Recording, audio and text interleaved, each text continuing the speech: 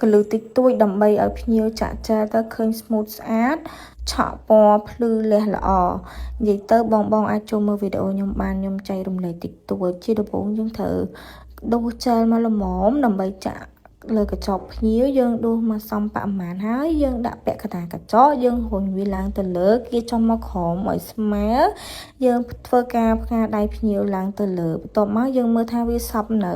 បើអត់ទាន់សព្វទេយើងធ្វើការគៀវាបន្ទាប់ពីការគៀវាហើយយើងដាក់អាំងហើយនេះបងអាចមើលជាក់ស្ដែងបានខ្ញុំធ្វើការចាក់ចែលគឺខ្ញុំធ្វើបែបហ្នឹងយើងរុញវាសងខាងបែបហ្នឹងអូសចុះមកក្រោមរុញឡើងទៅលើតិច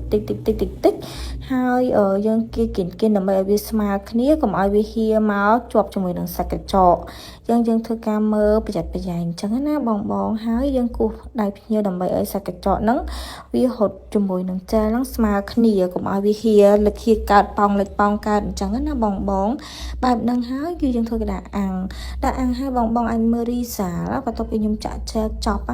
រីសាគឺ smooth ស្អាតមែនតើអត់មានអង្គុយរុះទេណាបងគឺអត់ទាន់បានរុះអីទាំងអស់បន្ទាប់ពីយើងចាក់ចែល smooth ស្អាតហើយយើងធ្វើការរុះរៀងវាតិចតួចដើម្បីខ្លាច់លងហើយវាអត់ទាន់ស្មើស្អាតអញ្ចឹងយើងរុះហើយយើងធ្វើការលាបទឹកភ្ជាប់ដើម្បីលាបពណ៌ឆក់បងលាបទឹកភ្ជាប់ម្ដងទៀតមកលាបឲ្យមួយអូសវា smooth មកបងកុំបខំឲ្យរុញវាឡើងមកល្មមកុំឲ្យគៀកគល់ពេកក៏កុំឲ្យឆ្ងាយគល់ពេករុញវាបែបហ្នឹងបងពេលដែលយើងលាបពណ៌កញ្ចក់ទៅគឺឃើញថាស្អាតខ្លាំងមែនតែនបើបងលាបគល់ចិត្តគល់កញ្ចក់ខ្លាំងពេកក៏អត់ឃើញកញ្ចក់នឹង smooth ស្អាតដែរបន្ទាប់ពីយើងលាបហើយគឺយើងធ្វើការលាបពណ៌ឆក់បងពណ៌ឆក់ហ្នឹងគឺខ្ញុំបានលាបមួយជាន់ហើយខ្ញុំក៏បានឆក់វាហើយដែរហើយនេះជាពណ៌ដែលខ្ញុំឆក់ឲ្យបងមើលបន្ទាប់ពីយើងលាបពណ៌ហើយយើងធ្វើការឆក់មកម្រាមអាំងមកម្រាមបងត្រូវកន្លែងហ្នឹងធ្វើឲ្យប្រយ័ត្នណាពេលដែលយើងអាំងបងអាចមើលបានពេលដែលយើងអាំងបែបហ្នឹងទៅឃើញថាកញ្ចក់យើងចង់បានឆក់ចេញទម្រង់បែបណាគឺចេញទម្រង់បែបហ្នឹងជាប់ហ្មងបើសិនជាបងលាបទាំងអស់ឆក់ហ្មងគឺអត់ជាប់ smooth ស្អាតដូចនៅក្នុងវីដេអូដែលខ្ញុំដាក់ឲ្យបងមើលឯណាចាហើយនេះបងយើងធ្វើការឆក់វាម្ដងមកម្រាមបែបនេះរហូតបងអាចមើលបានរីសាដែលយើងឆក់ហើយបងអាចមើលបានណាពេលដែលយើងបញ្ចប់ការងារចា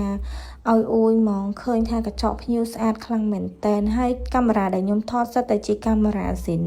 ភ្ញៀវដែលគាត់មកធ្វើឡើងខ្ញុំគឺគាត់ដឹងហើយណាបងអញ្ចឹងសម្រាប់អ្នកដែលគាត់ឆ្លាញ់ម៉ូដរបៀបហ្នឹងឬក៏ចង់ធ្វើម៉ូដបែបប្លែកឲ្យបងអាចតាក់ទងមកខ្ញុំបានណាខ្ញុំចាំទទួលបងជានិច្ចទីតាំងខ្ញុំគឺនៅខាងសំណាង12បងចង់មកអាច booking មុនមកបានណាអរគុណច្រើនសម្រាប់ការគាំទ្រវីដេអូខ្ញុំរហូត